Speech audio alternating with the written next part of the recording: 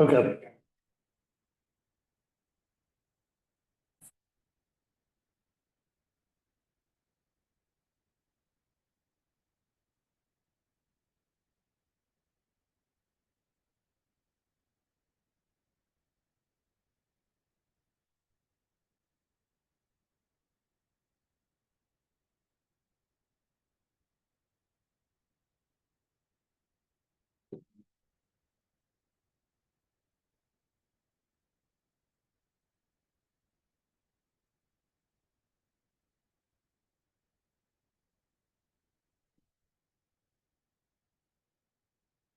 Okay, good morning, everyone.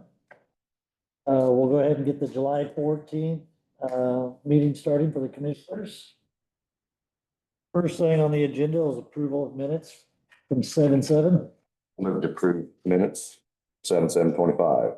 All second, all in favor? Aye. Aye.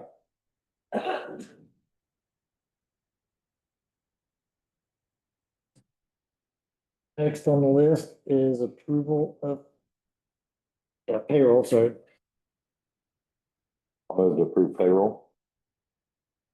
All second, all in favor? Aye. Aye.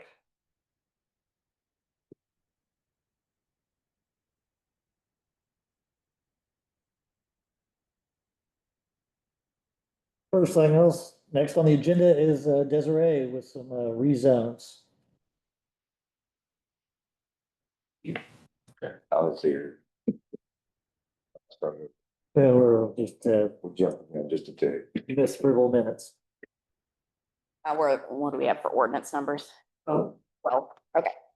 First one is ordinance number 2025-12 under Plan Commission case number RZ 2507, price rezoning. On June 24th, 2025, the Plan Commission voted 7-0 to grant favorable recommendation to rezone 13.231 acres of property located south of and adjoining 5386 West 1100 North Fountaintown, Morrill Township, from A1 Conservation Agricultural to A2 Agricultural to allow for a 2-lot simple subdivision. Questions on that one? How big are the lots? Are they, there's a rezone the whole full 13 acres or? They're only rezoning the lot for the new house because the lot with the existing house is the correct acreage for the A1 zoning. So, yeah. It meets all the requirements and all that? Yeah, yeah. We have a Yeah, I'll move to approve the price rezone. all second, all in favor? Aye. Aye. All right, next one, 2025-13 under Plan Commission case number RZ 2508, Sunville rezoning. On June 24th, 2025, the Plan Commission voted 6-0 to grant favorable recommendation to rezone 20.73 acres of property located at 4141 East 400 North, Shelbyville Union Township, from A1 Conservation Agricultural to A2 Agricultural to allow for a 2-lot simple subdivision.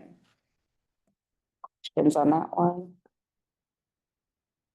They're gonna have 2 houses there, 2 lots or? It's the same as the previous one. There's an existing house and then one new house, Okay. but they are rezoning both lots. So,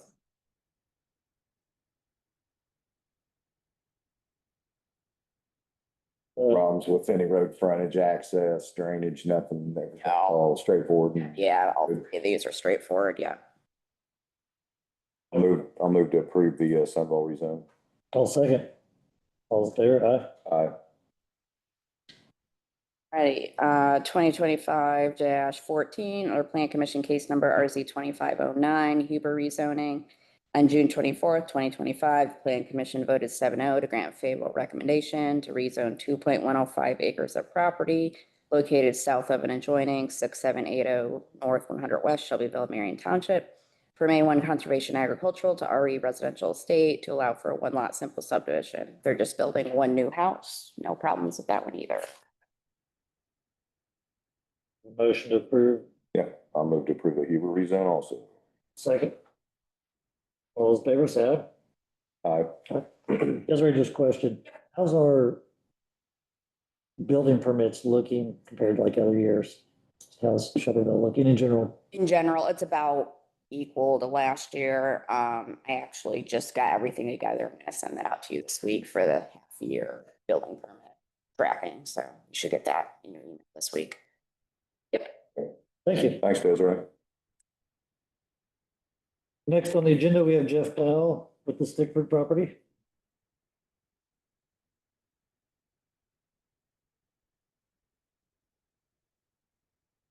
This is went through the BZA a while back. We talked about this time or two.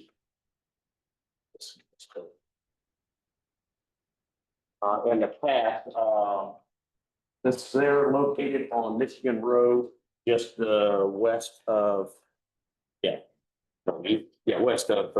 east of Brandywine.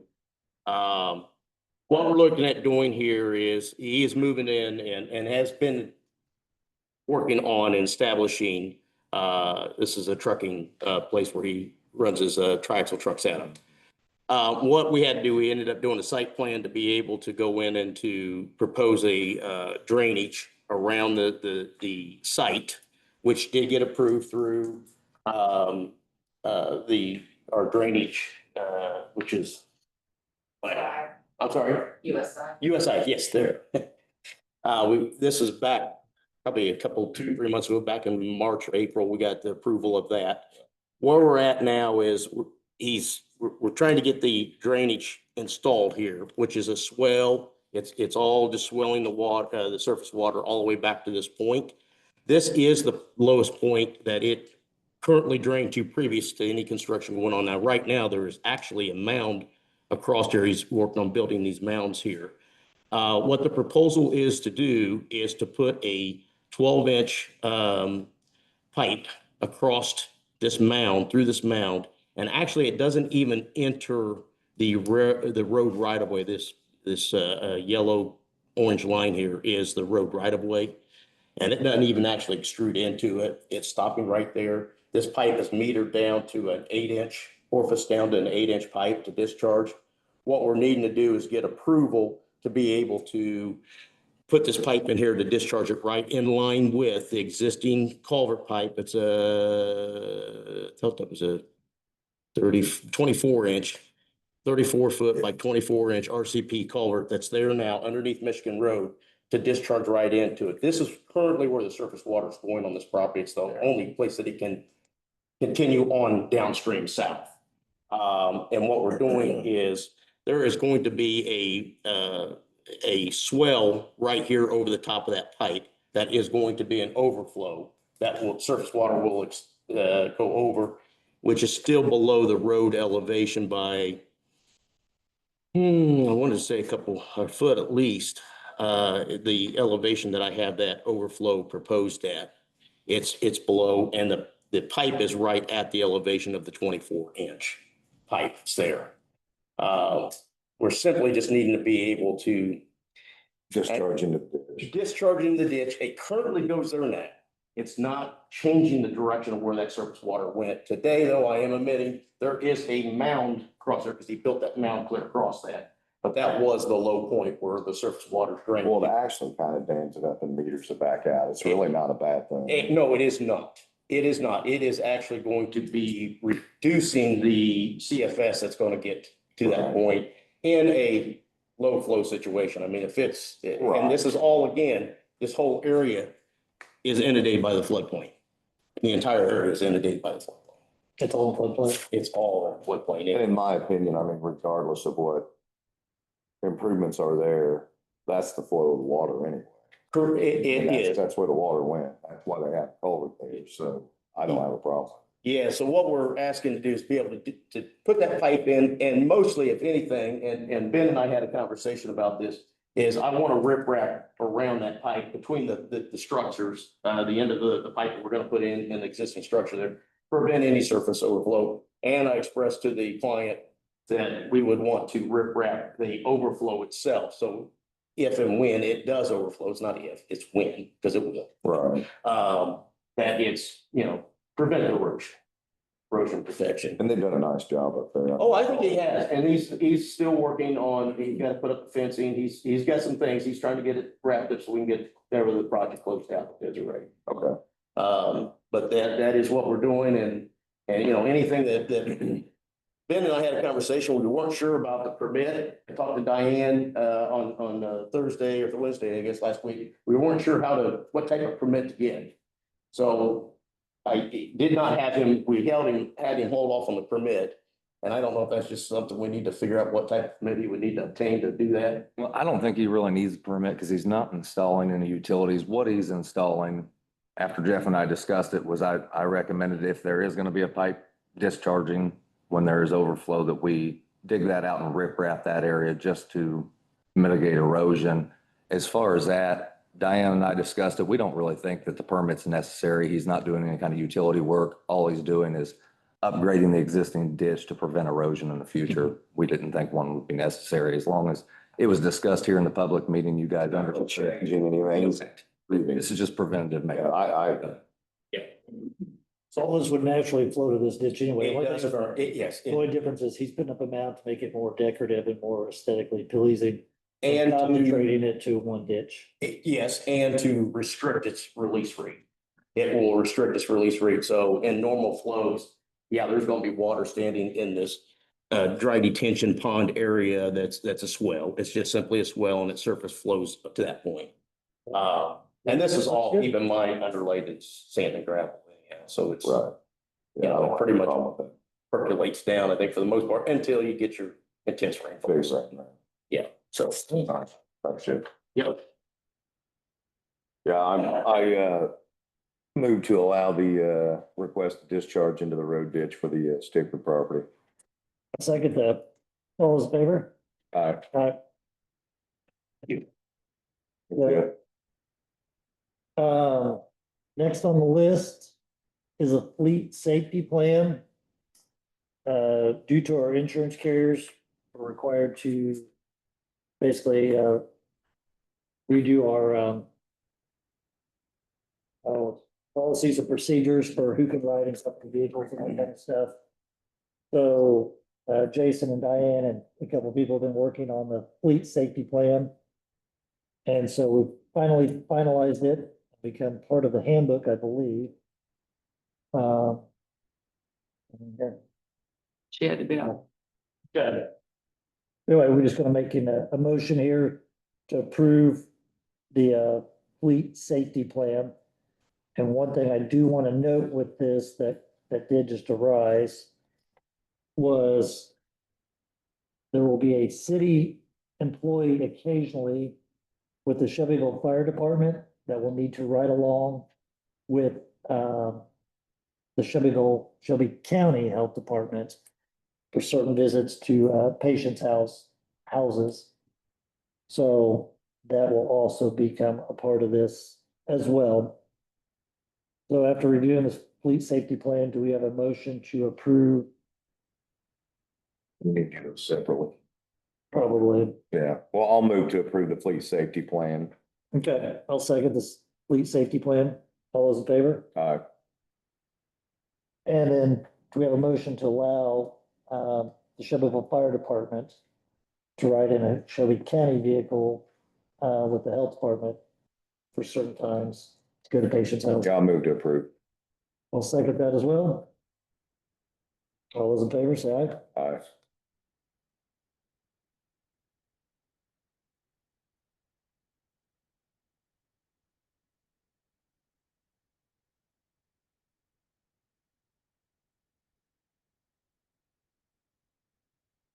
I don't know if I could get the solar people. Yeah. Now, we've got somebody with the solar farm here today. I was gonna wait and put that off to the for the drainage board, but I think in light of the situation, some people will be here for the drainage board meeting, some people won't, so I'm gonna change that up on you a little bit and maybe have you do it twice if you're good with that. Yeah. Okay. Nathan, we haven't gotten a chance to meet. My name is Danny Norris. I'm the new project manager for the solar farm out there. Speedway, just kind of an overview on the project. We did officially achieve commercial operation on June 23rd. So with that, you've seen construction ramp down considerably. We think we'll pretty much wrap up all punch list items on construction by the end of the month. And then it'll just be 1 or 2 half-ton trucks driving around. There won't be much construction traffic. We do have some follow-ups we're wrapping up and working with the county on. We still owe y'all drainage tie-in photos. So all the drainage work that we've done for the project, I'm in the process of organizing that so we can share with y'all. Our drain tile subcontractor is still at the project on site, completing some final tie-ins that we need to fix. And then as we wrap up that construction, within the next week and a half, we're gonna finish gravel deliveries to the site. And that's really the last of the big equipment that could damage the roads. So then we're gonna commission a road survey, work together with the highway survey department or highway maintenance department on what needs to be fixed. And then the project will pay to fix all of the roads that have been damaged. That's pretty much all I got in my notes. I'm happy to answer any questions about the project that anybody's got. I appreciate you coming in and as we're getting towards the end of the, towards the project. There's lots of, stuff flying around out there and, you coming and helping address some of those. I really appreciate you coming in and doing that for us. Yeah. Want to reiterate, we'd had a meeting with you and your team and gone over, like you said, some of the things that were, I guess, front runner issues, as far as, drainage, landscape,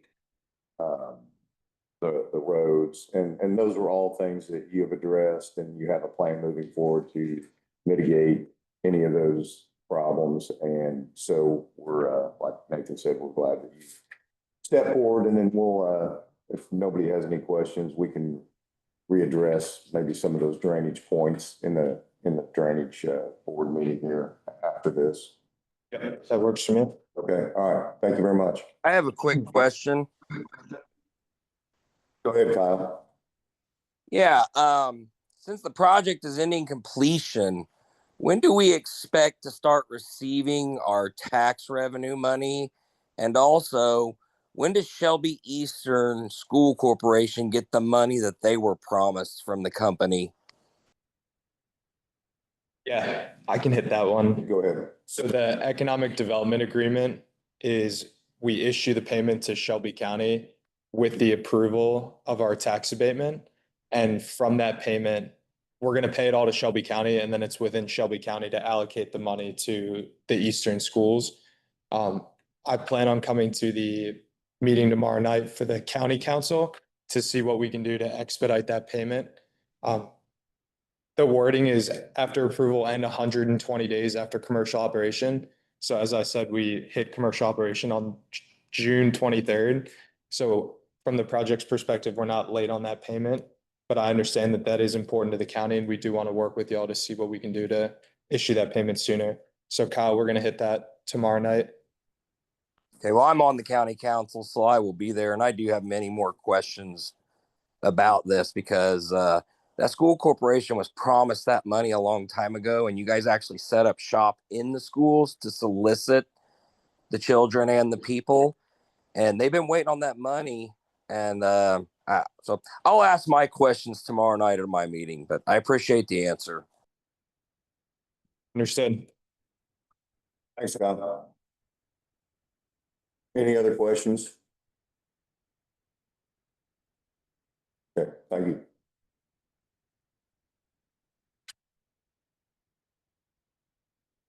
Okay.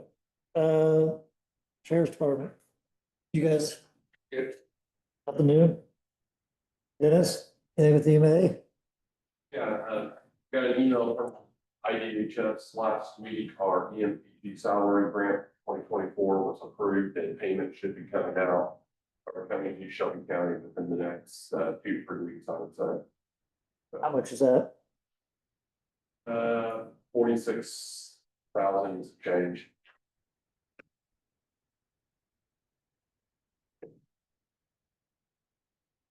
What does that go to? That reimburses half of our salaries for FEMA. That's a yearly grant that we get.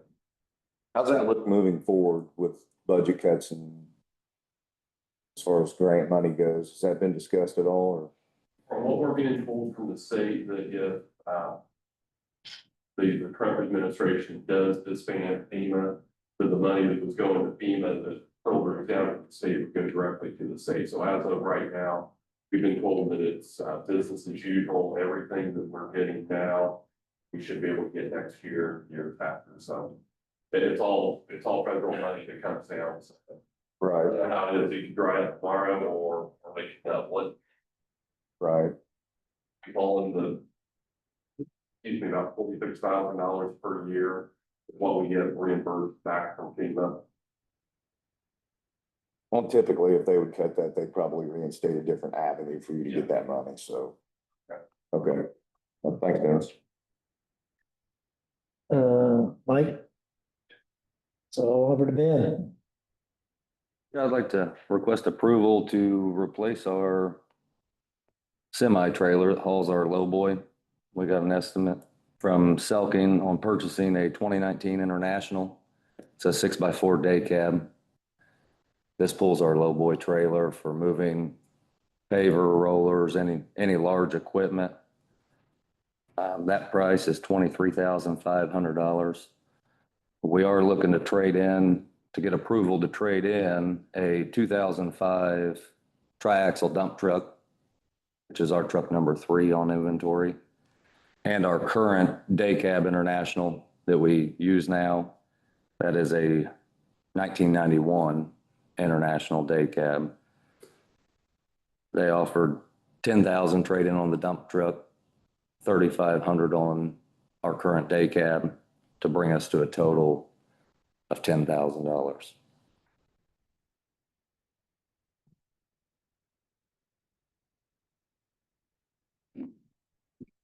That's something you've been looking for a while, I know. We've been searching for a while, looking for trucks to replace that one. Like I say, it's a 1991. It's pretty used up. We're looking for something more dependable. We're also in the market for a new lowboy trailer. Hopefully in the future, we're not coming across anything right now that really fits our needs. Most of them are too long to make turns in the county hauling heavy equipment. So, but by upgrading this truck, it gives us the ability in the future to, if we come across a good lowboy, to replace our current one, we would need a company. It's also budgeted as far as Correct. those items, okay. Being that you're giving up the triaxle and the semi, is that gonna hurt you later, needing that extra dump truck? No, because we actually have the 2 dump trucks that we received this year. You guys approved hydraulics and beds on those. They're actually having the tag axles installed now, and then they'll go to get beds and hydraulics on them. In that purchase of those 2 dump trucks, we only traded 1 dump truck for those 2. So by trading this one, we're just staying at our current capacity of dump trucks we have. Yep. Who did you say that quote was from? Selking. Greensburg used to be Shirks.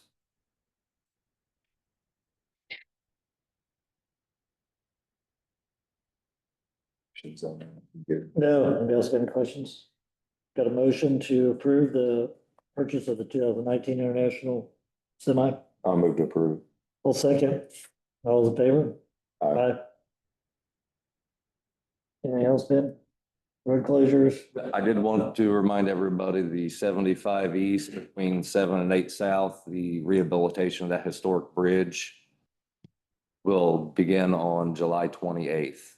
It is scheduled to be a 120-day closure. They think they'll have no problem getting this done quite a bit faster than that. That's 700 and 800, right? Yeah, 75 east between 7 and 8 south. Yep. Other than that, I did want to mention that our community crossing projects from 2024-2 were completed last week by Dave O'Meara Contractors on 600 North between Frontage and 500 West, there by Triton Central Schools. They did a really good job on that. Also, the 800 East between St. Paul and Michigan Road was completed. Just waiting to get an update on the timeline of striping. Once striping is complete, then we'll be good. I think they did a good job. People going to and from Triton School really appreciate that. People of St. Paul really appreciate it. It's a main road in and out of St. Paul, so they did a good job. Wanted to thank them. Yeah, I looked at Trident's last night. That looks nice going into the school, really. But that's still not open yet, right? Part of it? Yeah, it's all 600 north, the culvert replacement's not open. Yeah. This was the asphalt mill and fill project in front of the school. We're hoping that by the first week of August, we can be finishing up that culvert. We did request closure until the 30th of August, but right now weather's cooperating for the first time of the year and they're making good progress on that. They've already poured the floor and one of the walls last week. They're working on pouring the other abutment wall this week. Deck will be to follow after that and then backfill and asphalt it. Hopefully we can have that open by mid-August at the latest, maybe sooner. We have to keep in mind that just because we say it's a culvert replacement, it's not always just a culvert pipe. Sometimes it's a culvert structure, which is two. A steel reinforced concrete structure. I believe it's 12-foot tall and 9-foot wide. It's a large structure. Right, so people need to keep in mind when they say, well, why does it take so long to do that? Well, it's not, we're not just cutting the road and sticking a pipe in there, we're building a structure. Correct. So bear with us on. It's basically a bridge, but It's just small. it's a small bridge. Same concept as a bridge, just a little smaller. Yep. Like I said, the longevity and the lifespan of these steel reinforced concrete structures, we shouldn't have any problem ever have to close this thing again for the next 50 years as a whole, you know. So,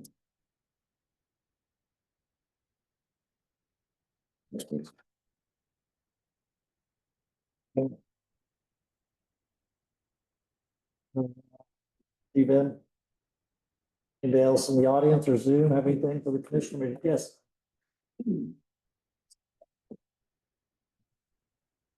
Easy one.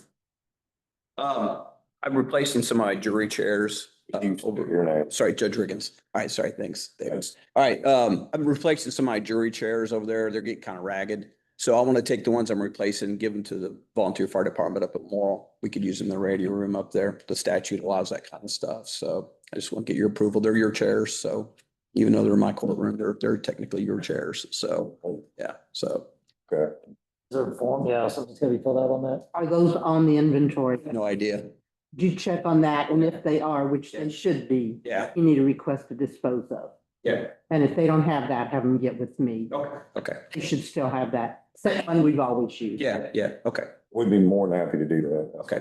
Good idea to be able to. Okay, yeah, I mean, they're good enough for 30 fireman butts to sit in, but you know, for our jurors coming in, they're faux leather, so that leather's tearing, it's just coming off. It just, you know, it looks shoddy, you know, and we're bringing jurors in. They need to look professional. So, you know, okay. All right. If So you guys would like to go ahead and approve that, then when he gets it, I'll have you sign it. Yeah, so we'll make a motion here to how many transfer chairs, the property, excess property, surplus property to Morrill Township Fire Department. roughly how many chairs is it? 6. 6 chairs? Yeah. Jury chairs to the Morrill Township Department. So moved. Those are used as office chairs. So, yeah. Okay. Cool. All right. I'll get it I'm gonna done. say aye. All right. Thanks. Thanks, sir. Thanks. Linda.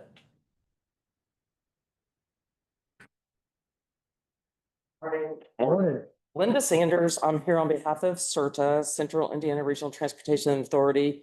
And Shelby County has an appointment that needs to be made for the board.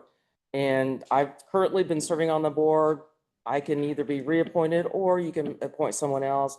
They just need someone ASAP to have the official appointment, because as you know, with the new law, starting July 1st, you have to have everyone appointed and listed on everything. And since they receive federal funds, it's really important to have that appointment. And they're currently, CERTA represents 10 counties, and Shelby County is the last one to get the appointment made. So I'm asking if you guys would be willing to appoint someone to the board. When's the next meeting? There's an executive board meeting tomorrow, and then I think they're skipping August, so September. You're okay with remaining on the board? That's fine, yes. So I'll move to reinstate Linda Sanders as our representative for CERTA. Absolutely, yep. So would the appointment be for 1 year, there usually has been a 4-year term? Be probably to the end of the term, if it's midterm or whatever, what the normal date would be. Like if there's 2 years left, 3 years left, 4 years left, I'd say it'd be just the normal. So it'd be 4 4 years. years. Yeah, so it would start January of this year for 4 years. Yeah, so it'd be 3.5 years. Okay, yeah, so Diane, I think the letter will need to state starting January 1st of this year and to 4 years. Mhm. Can you send that to me so I can get it to Jennifer? I've never sent one of those. I Yeah, have an example. you sent me one that Okay. Tony Newton did back Oh, in, in 12, yeah, 2012. yeah, 2012. So just do it that way, if you don't mind. Nope. And then I'll get it to Jennifer, so. So we'll also, because this was not one, well, we have a list of appointments we do every year. So we'll have to make sure to add this to our appointment board. Yes. So I'll make a motion in a second. Yeah. David's, to put Linda Sanders on the CERTA board. All those in favor? Aye. Aye. Thank you very much. Appreciate Thanks, it. Linda. Thanks, Linda.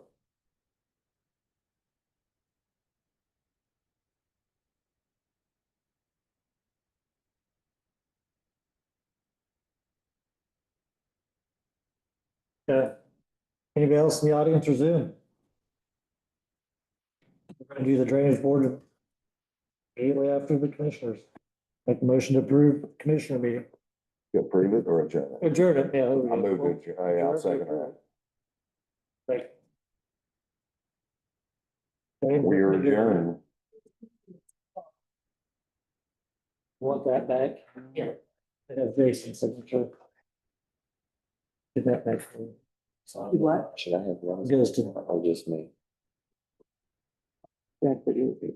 That's for the trade and focus. It's not a contract. Is it a contract? And then that's the approval of the trade.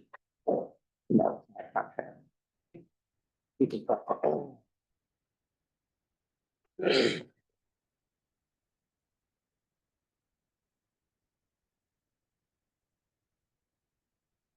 Let's go ahead and get started with the Shelby County Drainage Board meeting, Monday, July 14th. First on the agenda, the approval of minutes for 6/23/25. make a motion. Approve. I'll second that. All those in favor? Aye. Aye. Carries 2-0. Jeff, I assume you have the ditch Springer report? I do. The ditch spraying is officially completed as of this past week. I think it was Wednesday morning. I sat down with the spraying contractor. We went through a list of the drains. I'm going to officially prepare a final report here. I didn't have it ready for today of where all the areas that did get sprayed, the areas that unfortunately did not get sprayed. Next year, I'm certainly going to push to get them in earlier. We had rain delays, obviously. One of the employees that worked with them hurt his back for a few days, so they were laid up in the hotel over there while he was down. They lost some days there. 4th of July fell in there, blah, blah, blah. And before we knew it, we were drug out about, oh golly, at least 4 to 5 weeks. And they do more than just our area. Oh, absolutely. No, they actually took off for a few days and went over to Johnson County, knocked out a few of them, came back, and finished us up last week. But, And that's Dalton. that is the Dalton game, Dalton, Dalton game. they used to call it the Dalton game. I think it is just Dalton, incorporated now. Ditch spray, did they not get done? Just some areas that were simply, I directed them very clearly, no crop damage. If you're gonna go in there and you're gonna do crop damage, getting access to that drain, don't do it. One of the things that I, and I was talking to them, one of the things we really need to try to do on some of these particular drains is access is difficult often, because we don't have a clear area to get down along the side, at least one side to access that drain. That's proven to be, and that's really where, I mean, that's where the crop damage that I'm referring to would come into play is accessing, not spraying and get on there. They, you know, if the winds are too high, they can't spray. If it's too wet, they can't spray. You know, they've got those limitations there, but I'm even referring to just simply being able to get in and because you can't get down the edge of a ditch. Now, David, you may know, what about that drone spraying? You know, that was brought up in my conversations with these guys, just the other day too. I don't know much about it. I don't know, have you experienced anything? So it's fairly new, but some of the chemicals are not approved to be aerially applied. Right. Some of them are starting to get approval for that, so it's kind of in its infancy. Typically, a drone uses drift to get their spray pattern, so you know, wind and other things and off target if you're in a sensitive area with a ditch and crops, and depending on what you're spraying. So I think it's probably something that'll happen in the future, maybe sooner than later. But as of right now, I think that's. I understand some of that is occurring now. They made comment about that. I do not believe they have that themselves. However, the concerns that I would, like you said, you know, relies on drift there, and that's something. I mean, everything that we're spraying for is a broadleaf brush control. I mean, we are not doing grass. No. We don't want to kill the grass. We do not want to kill the grass. I don't even know how the adverse effect would be if there was drift onto a crop, if it would have even an adverse effect on it. I don't know enough about Well, that. 10 years ago, it'd have been a big deal. Now you've got, you know, GMO crops, so you get That are D40 on retardant something to that it. doesn't bother it. So anyway, so yeah, like I said, there's things changing. I like the suggestion there, Nathan. That's something we ought to look into, especially in some of these situations. I think if we could at times, and maybe specific locations, request a little bit of a buffer along a drain. There's a company I see, they're even in the parade this year. I've seen them around. Got a big black trailer, and they got the drone sit on top. Gooseneck. I don't know how local they are, whether they're Shelby Rush, Cater. I'd say for sure it's something we'll look into Okay. in the coming. But, Yeah. you know, you also have to look at the fact that if there's it's a tree line ditch, It's you know, just it's hard to access with with the drone. Yeah, should crash and burn. Yeah, so, but something to look into for sure. Yeah, I mean, we got through most things. There's just a few spots that we were not able to get access to. The Hills Branch is one that I've definitely got slated for this fall to go in and do some clearing on because it is bad. And the funny thing is catch-22, the more you spray, the better your access is. So the less you spray, the less access you have. True. So true. So anyway, okay. So we did have a few drains though that we did determine that we've got some, and I've had calls on Hills Branch, multiple calls on that. I'm well aware of it. I went out and looked at some of those areas just recently. And that is definitely one that we will this fall have a program that I set up as this maintenance on that drain to get these trees pulled out what are in and also get a clear path to access. Okay. So the other thing I had on my list is the solar farm. I don't know if, Let's move into the end. okay, Danny, you're benched for the moment. The next thing that I wanted to bring before the board, I have a request here. This is going to be for a Chris Southworth. He is needing to install a perimeter drain from his parcel across a tract of land that Monroe owns over to the Woodruff Ditch. I've done a site plan for this client here, but it's just very simply to be able to provide his house, I guess, got the roof taken off in high winds. I don't think it was classified as a tornado this spring. Oh, yeah. I They just, you're familiar with it? that, yeah. Yeah. And he ended up taking the house down to the foundation and then building back up. He's now in new construction. He's having to install a mound system, an ATL system he's having to install. And in order to get drainage, we don't know of a drain right now that he can connect into that's close to him right there. Roger Moreau did not know of anything. So we went ahead and set it up such that we could go to the clear discharge of the Woodruff ditch. Since I've prepared that, I did have a conversation with the client, and it sounds like Roger has maybe figured out, I think they said something about maybe something being to the north. And I don't know if it'd be one of these draws that you kind of see. I don't know. I don't know anything about this here, but. Well, he owns on both sides of that, but that's a field line there. Yeah, what's this? I was trying to figure out what that. That looks like that was a drainer on one side, but Yeah. he's gonna have to watch going across there. He's got tile. Well, and all we got to do is get to a tile. They may or may not need to go I'd say all the go way find to. something. That's my direction to them. They are going to wait to install the SSD subsurface drain tile until the crops are out. They're going to wait till the crops are out to do that. So they will search. However, in order to get his final approval on the site plan, we needed to get a approval that the drainage board would allow him, if necessary, let's phrase it that way, to go clear to the Woodruff ditch to discharge that.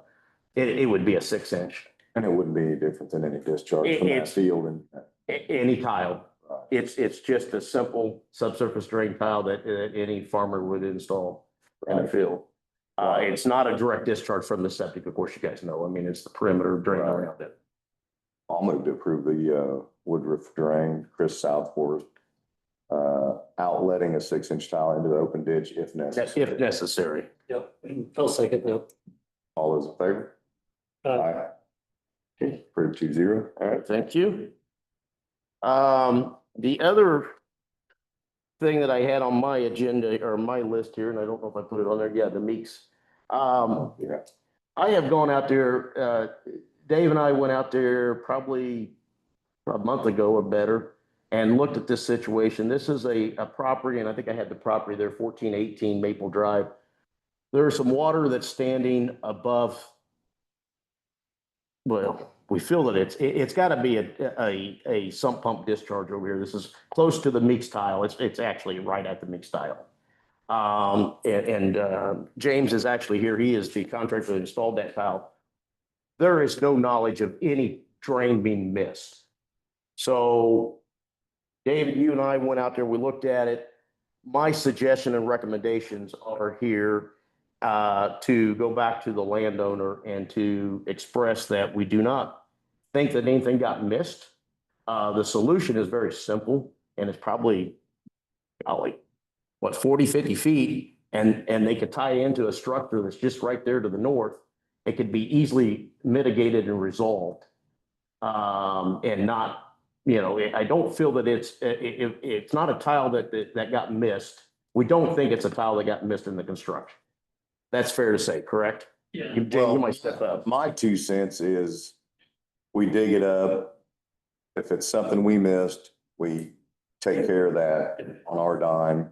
If it's something that is anything other than that, they need to take care of it. I don't disagree with you. The tile through there was completely collapsed and full of dirt when we did that reconstruction. So if there was something, it wasn't working then at that time. The structure you talk about, Jeff, though, is on the neighbor's property. So That's correct. yeah, so I would just stay in the drain, just we can dig straight down to that drain right there on their property. Okay, well, it's all in the easement. Right, It's would be crossing a property line. Yeah. So. Yeah.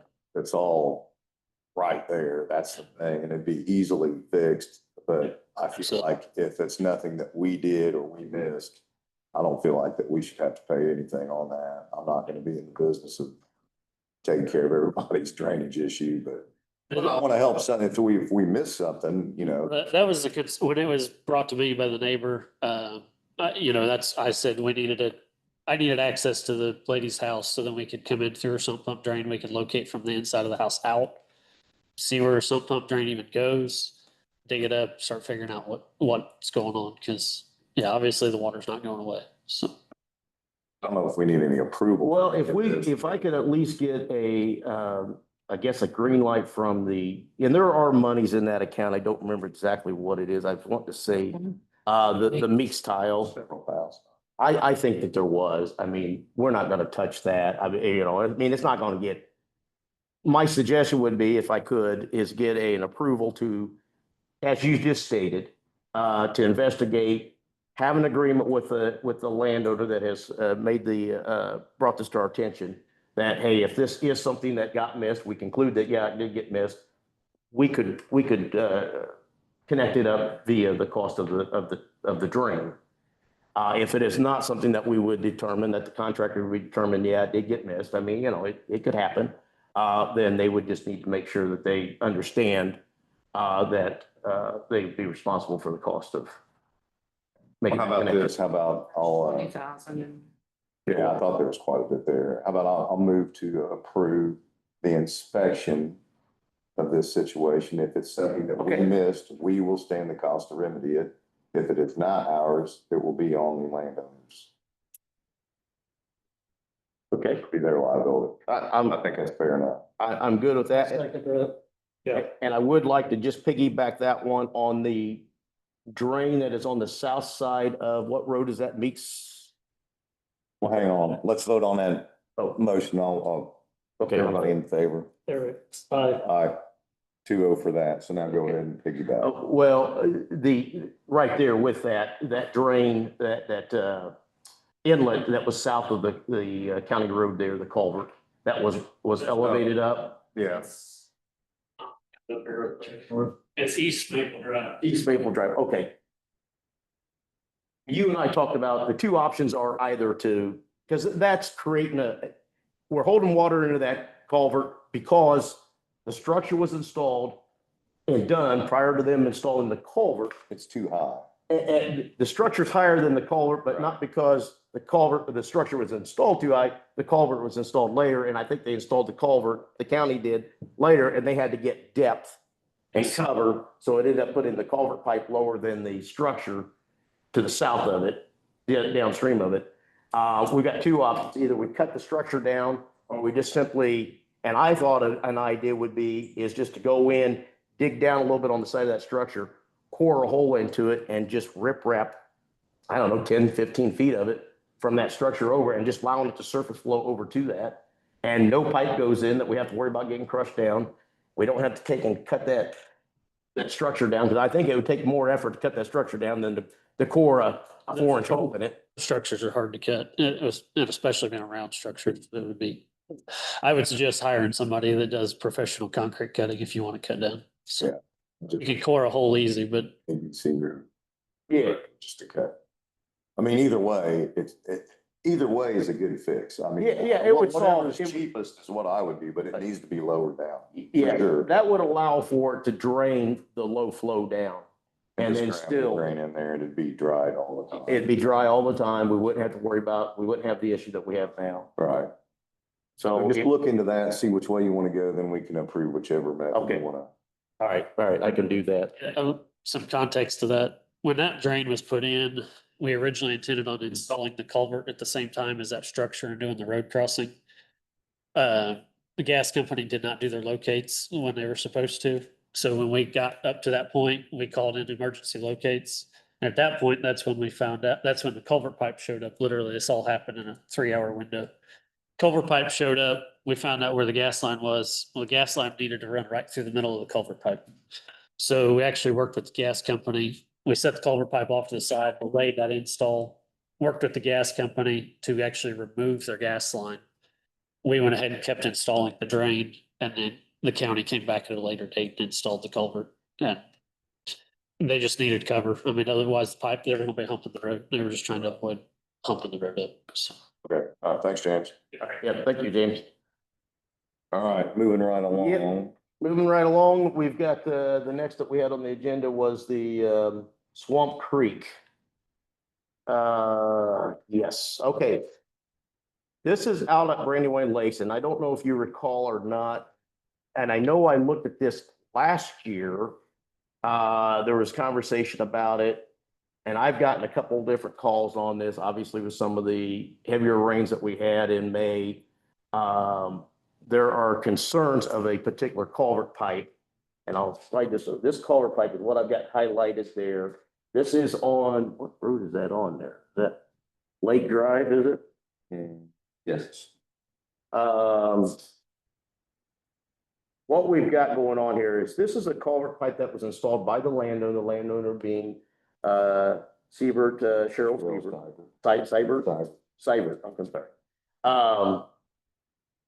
I have spoke with her directly. I guess she had contacted Taylor Summerford. This is back in then, I don't know if this went in 20, when you look at it in 23, it was, I don't think that was filled in at the time. I think they still had a crossing in there, this aerial, and this is a 23 aerial, so it must have been later 23 into 24. I'm not sure when she installed the pipe actually, but she states to me that she was directed to do it, that she put in a bigger pipe than what she's directed to, and that it was not a regulated drain.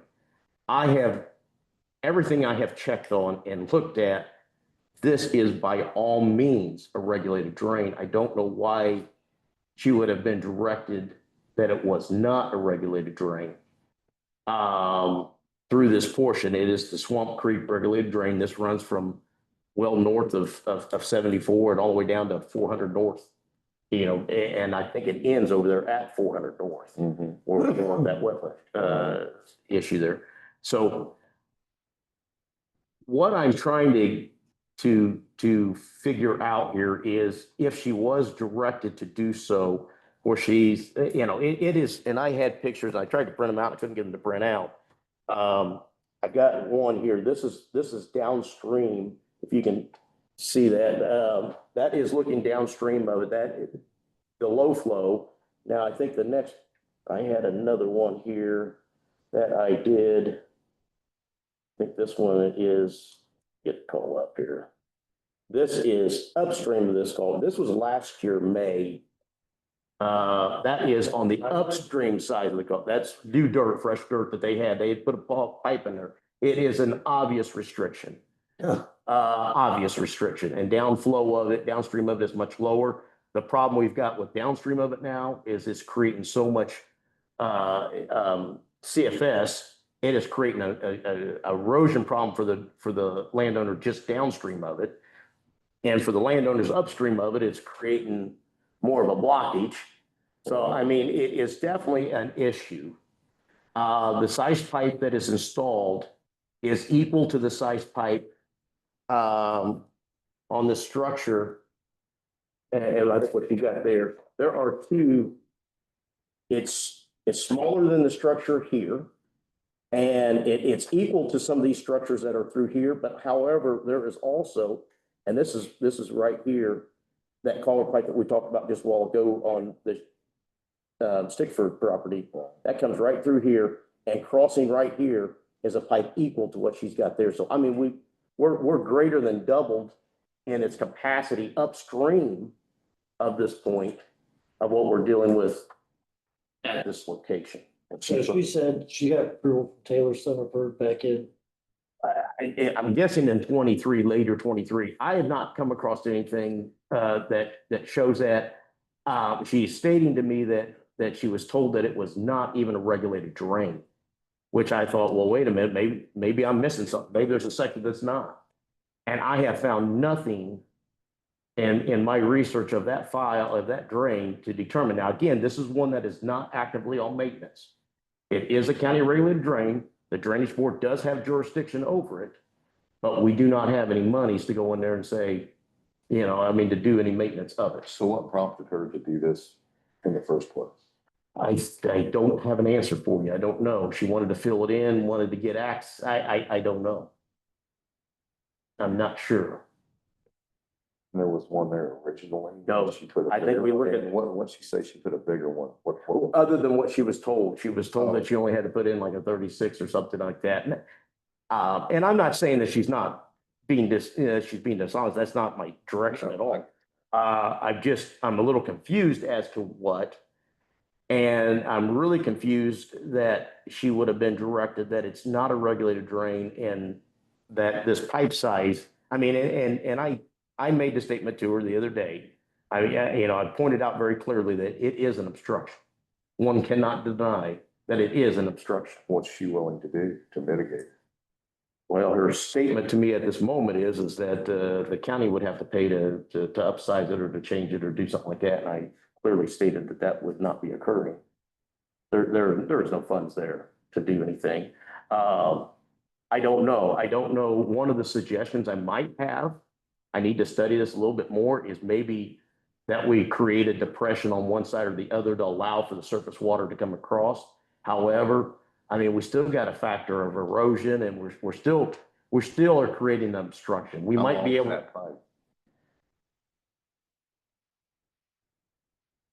That's a good question. I don't think it was the full length of their property. I'm gonna say it was at least 50 feet. Oh, It's got some length to it. It's not just a simple culvert that, I mean, just to get a vehicle over. It's filled. I'd have to go out and measure that again. I should have measured up how much that was. So she's got like a, what'd you say? 36 inch? I think it's a 42. She's got a 42 by 50 foot and filled that all in with dirt.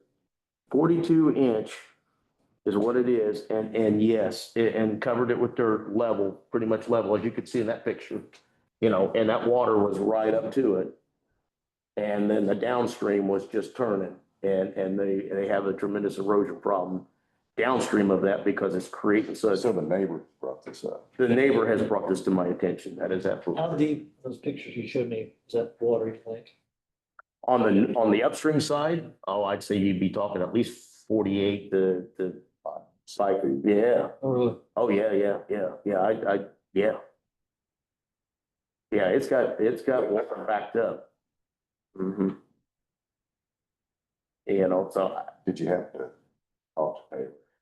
I haven't about this. I don't know when that was done exactly. I don't either. Something. would that require any kind of permit or would that be any? Well, again, technically it should have, because the drainage board has jurisdiction over it, so it should have required an approval of the drainage board to say, yeah, go ahead and put a culvert pipe in, but Who's your contractor from Cheers? that I do not know. I do not know who they had put it in or anything about it. I bring it to your attention because Options on. oh, absolutely. I'm not asking for any, I just wanted to, again, Right, that's a problem, definitely. It's a problem because people don't realize they need to get a permit. Think that it's something just okay to do because they don't think it's gonna hurt anything. typically But what now you spend all this money, because that's an expensive pipe. Yes, it is. Typically, what I tell landowners when I talk with them and they're discussing a situation on a regulated drain that is not on maintenance, I clearly state to them that, the drainage board has jurisdiction over it. They do still, you need to bring it before them, but I mean, and theoretically, I guess all these tiles that get tied into it by the ag for ag purposes technically should be getting, approvals. And we did recently down on the McFerrin open drain. They came to us and said, hey, we're gonna, now, some of the smaller tiles, I'm sure there's things that get stuck in that don't, we don't know about. But the bottom line is to be able to, at least like here, I feel that they could have been directed to, hey, this, we may not be able to, we don't have any monies to do it, but we if you did something like this, it needs to be of this size and it needs to be at this elevation in order to ensure, and I would tell somebody to put a much bigger size pipe in and to be able to recess it down for future dredgings that might occur. I'd want to get some, and let that pipe silt in a little bit, that's fine, but at least you got it lower for any future dredging projects that occur. And I would ask you guys as a favor to us, anytime you can add that line in about, please always check on getting a permit or whatever, like when you're talking about these kind of things, just, So the public might get the idea. I mean, it's always better to be safe than sorry, just to always, talk to the drainage board, the commissioner's office, whatever, about getting a permit. That goes for about everything, anything that's, in the right of way or anything that deals with drainage or any, or goes into a ditch that you're direct or put into a ditch or anything really needs to go before. Not that it may not have cost them anything, but they need to just ask. Because like in this situation, if they have to go back and redo something, now they've spent a lot of money to, I'm not saying that's what's gonna happen, but if they did have to. Correct. Do that, so. Correct. Anyway. Yeah, so why don't we leave it right now? I mean, I'm gonna report back. I just wanted to get a conversation going. I wanted to bring it to your attention. Right. It was brought to my attention again, and I will admit, this is something that I've been contacted on a year ago. I looked into it and we did have some conversations with this last year's drainage board, and I kind of got out of sight, out of mind for a while, and, but obviously it needs to be addressed. Right. So we'll continue that conversation at another time. I've also got on the agenda here, did I have, let's do the Smithland tile here real quick. This is again, continues on a previous conversation that we've had.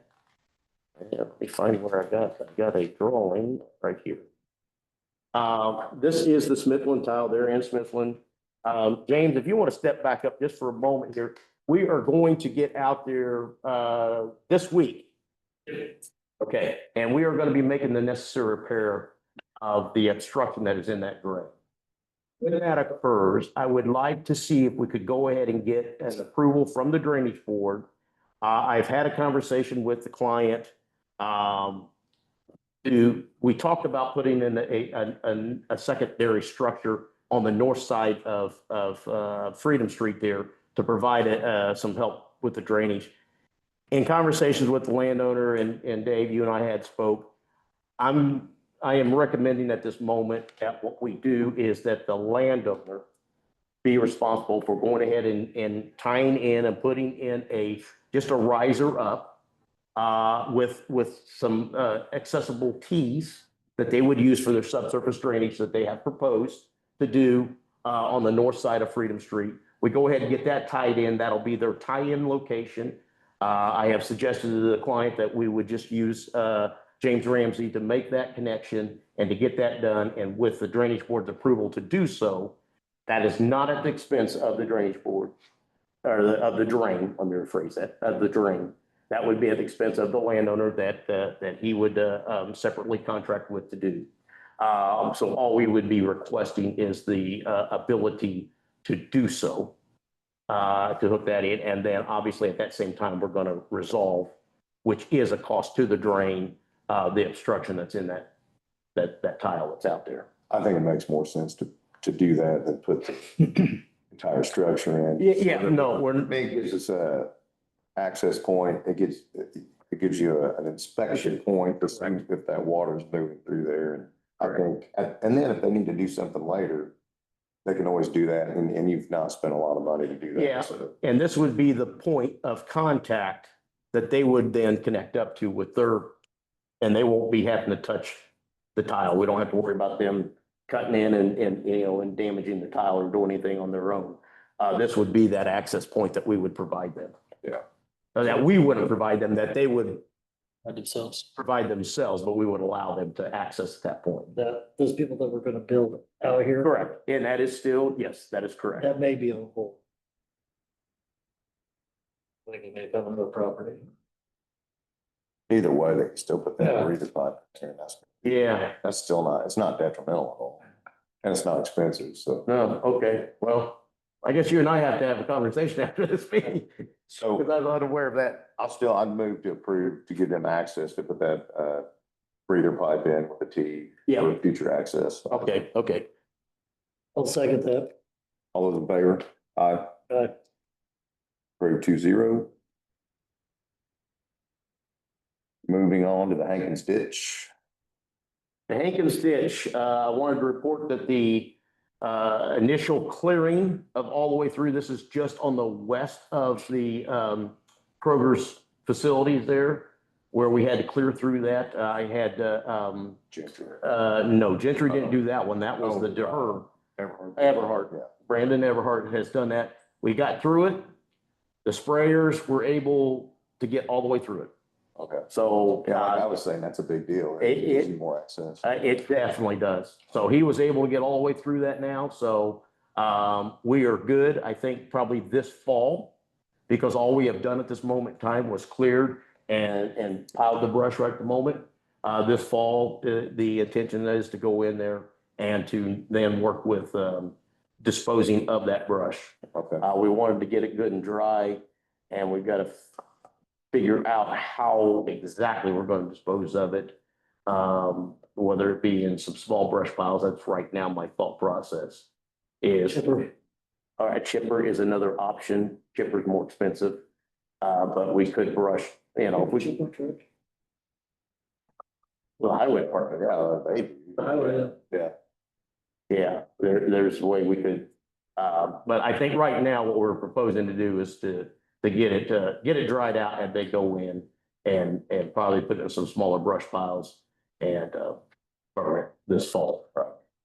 So just giving you a report on that, that's where that project was at, and I'll probably be here within the next month, making a final payment for the work that was done, on that one there. And just to reiterate, clarify, I guess, when we talk about a county drain, that's nothing owned by the county. I think sometimes people have a misconception that county drain is somehow owned by the county and the county is responsible for all the maintenance and upkeep of that drain. And that's not really, it's not at all what it is. A county drain is something that's formed by the people that use and own the land around that drain into that. And what we have done is set up a fund within, for those people that drain into that, and we set up on assessment. Correct. A maintenance fund that they pay into that's assessed on their taxes. And then when there are repairs to be made, that fund is used specifically for that ditch. It's not shared between ditches. Correct. So, you know, and I would like to see us have on assessment every county drain. I'm not saying we want to break the bank on all of them, but they should all have funding available because all of these drains are getting older and they all need work in some form or fashion. And you don't want to be caught with a huge expense and no monies to fund the repairs. So moving forward, I would like to see us get to a point where all county drains have some money in a maintenance fund. I'm gonna do a little bit of research to see. I know Johnson County is one that has, I think all of them on. I would like to, that's something I need to do, is do a little research to see the means of how, like Rush County, they've got drains that are not, I believe not on maintenance. But I'll make an inquiry of, you know, counties that are similar, maybe. I mean, to see how they do that. Hancock County, I think, also has some drains that are not on maintenance, I'm assuming, but I could be totally wrong. They could have them all on now and figure out a vehicle by which we could do that. Because, I mean, John, let me just bounce this off of you. I mean, I don't think there's been any changes in the drainage statute of recent years from when I was here in the 90s, but a few years ago. And I don't think there's been any change in the drainage law. I always refer to it as, it was created in 1967, and that it requires us to go in and to do an advertising, to have a meeting, and basically always use the magical number of 51% in favor of, to ensure that, I think that's always, I've always understood that to be, is if you've got a majority in favor of, if somebody tried to sue you over the proceedings of doing it, that likely you're going to have enough that the statute says that you got to have a majority interest that favors this. And if you got that, then, you know. Yeah, there's been no significant changes in the drainage law, so I think your idea is correct. Yeah, okay. And the one thing that does give you is the ability to have access to that drain. So if it's a county drain, it gives the county or whomever's doing the maintenance access to any point on that drain to get it fixed. Well, we have that now currently, even not being on maintenance, but it gives us the ability now to have monies. And maybe, Well, I'm just saying what a county drain is. yes, yes, yes. That yeah. is something that is a positive thing that gives you access to that drain. Exactly. And that would be, we could use that then to, to get started. Then if this $1 or $2 an acre that, I'm just throwing that number out there, wasn't sufficient enough to do the project that is necessary, you've got the vehicle in place now already. Now all you do is you do a hearing to say, okay, what can we get this up there and start collecting additional dollars. Sorry. So, let's jump back into the solar farm here if you're ready to do that, and then. Yep. Hello again. I'm happy to give the whole rundown again. There were a couple specific things about. You go ahead and say your name. I know you're with. Yeah, sorry, I'm Danny Norris. I'm the Speedway project manager. As far as drainage concerns, Jeff has been very helpful, both identifying non-participating and participating landowners that have had issues with drainage for the project. We've met with the majority of them. We've got what we think is a proposed solution, and either our drain tile contractor is going to come out and fix it, or if they start to present itself, there are third parties that we can utilize to make that work. I think as we move into a drier time of year, some of these drainage issues won't be as apparent as they were 3 or 4 months ago. The project, while we are wrapping up construction and you're going to see the footprint ramp down, Desiree is still going to own the project. Speedway Solar is still going to be around, and we are committed to fixing any issues that do come up. Let's say next spring, some folks, even if they're a non-participating landowner, are showing signs that the project may have impacted the ability for their land to drain. We will go back in and fix that, because I do acknowledge, and Jeff, you and I have talked about this, it is hard to proactively identify drainage issues. So we are acknowledging that there may be more work next year. We're planning to file a variance with the BZA for trees that are being installed over drain tile. I know that's a big concern for this board. We've identified where we think they are overlapping. We're in the process of meeting with participating and non-participating landowners to get the proper sign-offs. If we don't achieve that, we can have the conversation of if we are allowed to just move them off of the drain tile versus remove them completely. You also made the offer that if we had X amount of trees that aren't used in that project, that you would be willing to plant those elsewhere in the county or where we would deem. Yeah, definitely. Fit. Yeah, so that would be a good use of the trees that maybe don't fit into the plan at this point, if it's over a drainage tile or. Yeah, agreed. The project should have revisited this months ago, years ago. But it does seem like there are some places where we're mandated to plant trees that trees probably shouldn't be planted. Don't make sense. Right, don't make sense. Yeah, we shared some photos of the Carmody drain tile where we'd made our connections because there were questions from the drainage board about that. There is still an outstanding deliverable that I'm hoping to share with y'all this week of all of the connections that we've made to existing drain tile. We have shared the as-built drawings with this group. But we still need to share the photos of the connections. Those are all going to have the elevation and the coordinates of where that happened. As far as landowners, there were some crop damages due to drainage issues. We're making them whole for 2025, and we plan to fix all of the drainage issues going forward for 2026. So I'm happy to answer any further questions that y'all have. Okay, well, the first question I have is, you made the statement that there is a plan to solve the problems. When did this plan come in creation? Well, so we've identified where areas aren't draining, and it's likely that there is cut drain tile. So our contractor's going back out there to dig back up based on our drawings. SRE is going to. It's a large project site. He has not finished it, but he is out there actively working through different. Today. Yes. Is that true, James? I don't know. Is he's here now? I would have to talk to my contractor. The contractor told me he would be out here today. I assure you he will be out here this week, even if it's. The reason I asked that question, Danny, is I've been having multiple conversations with Mark. He might have expressed that to you. Should be your point of contact for everything. I've tried to make that. Well, no, I've been working with Mark, the superintendent for Primoris. I'm understanding that Primoris is the one hiring the contractor. And when I talk to the contractor says, I can't do anything. He doesn't say I can't talk to you, but he says, I can't go look at anything, can't go do anything without Primoris telling me to do it. So I'm directed that Primoris is their direct contact. I understand Primoris works for the owner. Correct. Would you prefer that I not deal with Mark and deal directly with you on my concerns and trying to coordinate and keep this ball rolling out in the field? So I think previously you've had issues with Primoris and with the drain tile contractor communicating clearly with you. Would you say that's fair? Yeah. So that's why I think you need to involve me to make sure that you're getting what you need out of Mark and out of the drain tile contractor. I've got no problem with you talking directly with Mark, but if you're not getting the traction that you need to make sure to loop me in.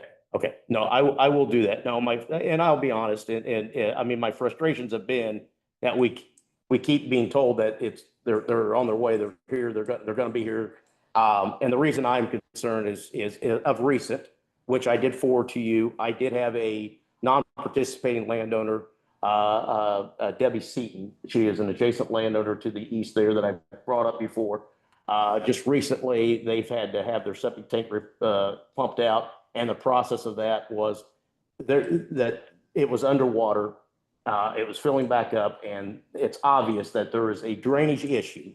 And I can only right now equate that to being a cause of, because I do know where her perimeter drain, the drainage of that area was to a tile that had been disconnected, hit multiple times.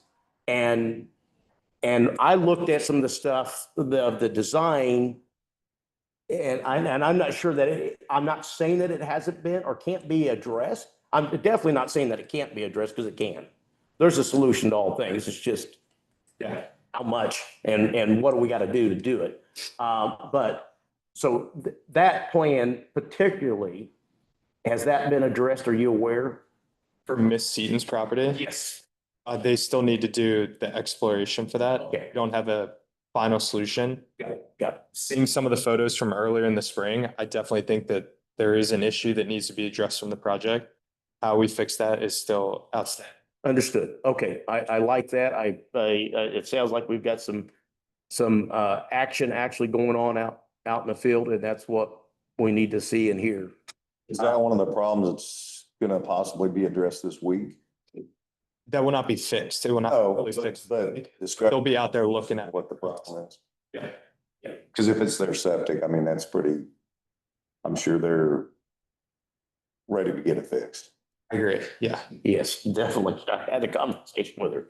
And I do want to say, Danny, I appreciate you taking recognition to the fact that, you know, that some of these drainage issues and concerns that are going to have currently today, or maybe into the future here, short future coming up in the next year or two, that, you know, it will take time for some of these problems to surface.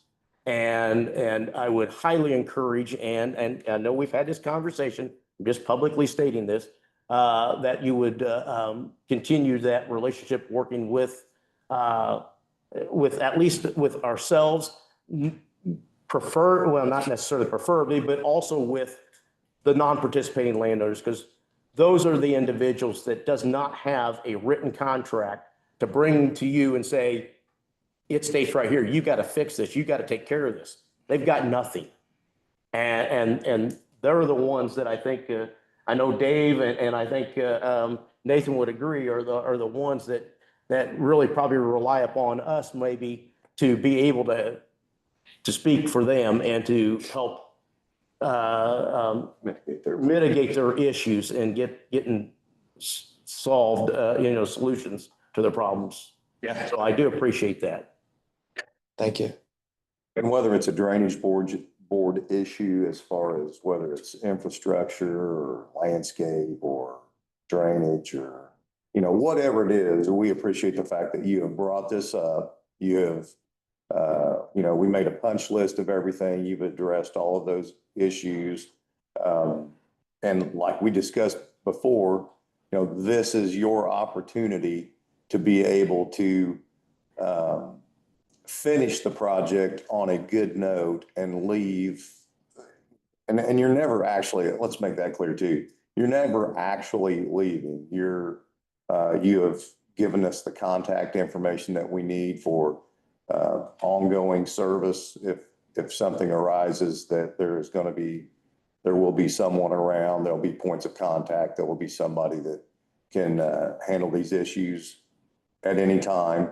And that you guys have the opportunity to put your best foot forward and say, hey, we've taken care of all these problems. And if something else arises, we're going to be there to take care of those too. And I think that's important to people because we have not felt like that. There have been a lot of things that could have been done differently on both sides.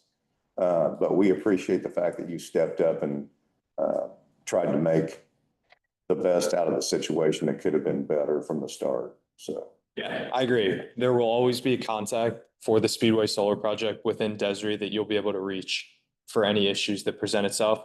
When we say commencing commercial operations, that just means that community impact is going to ramp down significantly because you're not going to see a large construction crew. It's just going to be a couple guys driving around, watching the site to make sure everything's functioning as designed.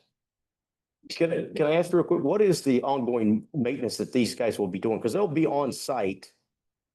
There will be somebody daily in the area, correct? They'll be interfacing back and forth with Duke about the operation of the plant, the energy that we're dispatching into the grid. And then we have equipment health monitoring, just watching everything to make sure that it's functioning as designed. What about like mowing and things like that? Is that all taken care of within, and I know that's not really drainage related, but So that would be a separate contract. The folks that operate the plant are different than the people that would mow it. okay, so that's, Project responsibility. We will have folks out there. oh, okay. You know, one of the things I guess I look at, and at times, and obviously when these, you know, I mean, when they're live, I understand you don't want people out walking around in the solar fields. I understand that. When there are issues, obviously there's going to be a point of contact that we can call if we have a concern that, hey, you know, so-and-so's having an issue here, drainage related, or the drainage board.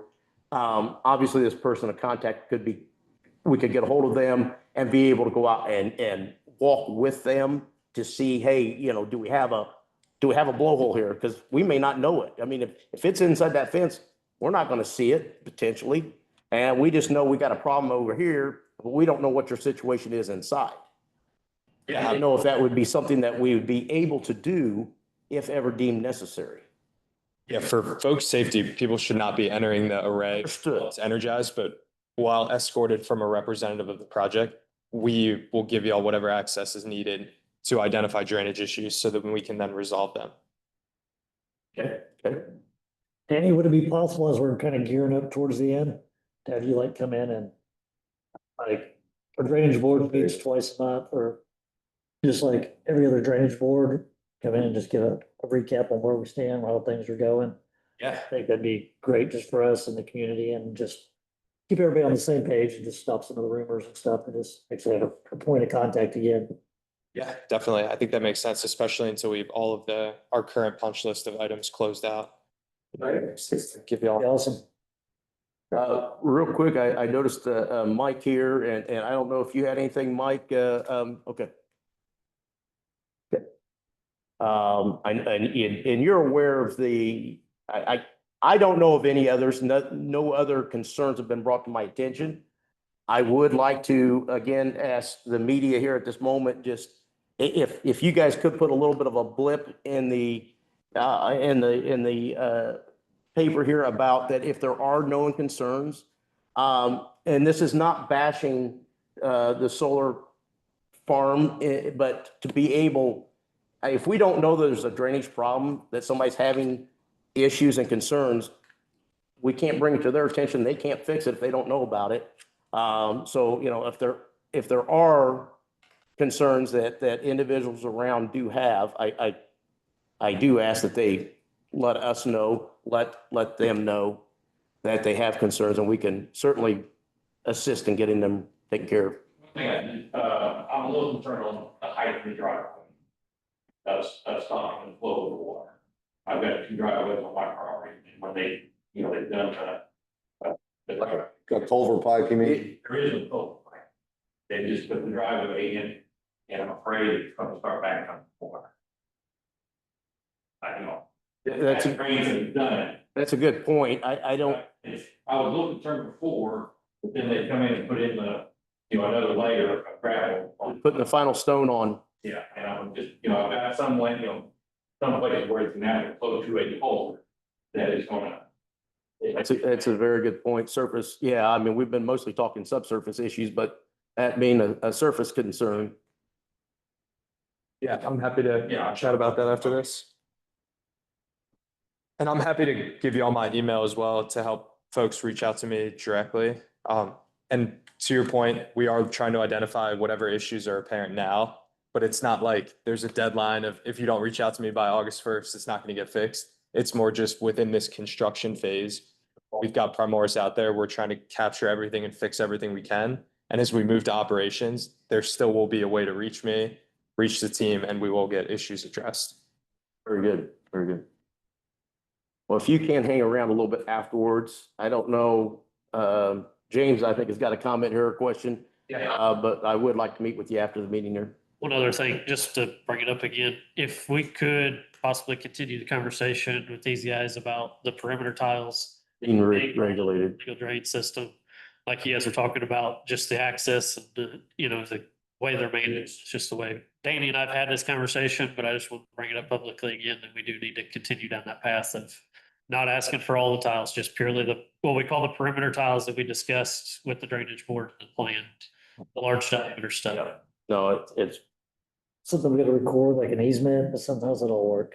well, if it is created as a regulated drain, it would require the drainage board, advertising and having a hearing, holding a hearing to create whatever definition we're gonna create as a regulated drain areas. We would, have to hold a hearing to do so When you're and vote on when it. you're talking to these landowners and stuff, will you just kind of bring it up in conversation what their feelings are and what their, We have and we will continue to do, yes. Yeah. Mike and James, if you guys could hang around just a moment after the meeting, I wouldn't, just to get together here real quick. Anyone on Zoom have a question for Mr. Norris?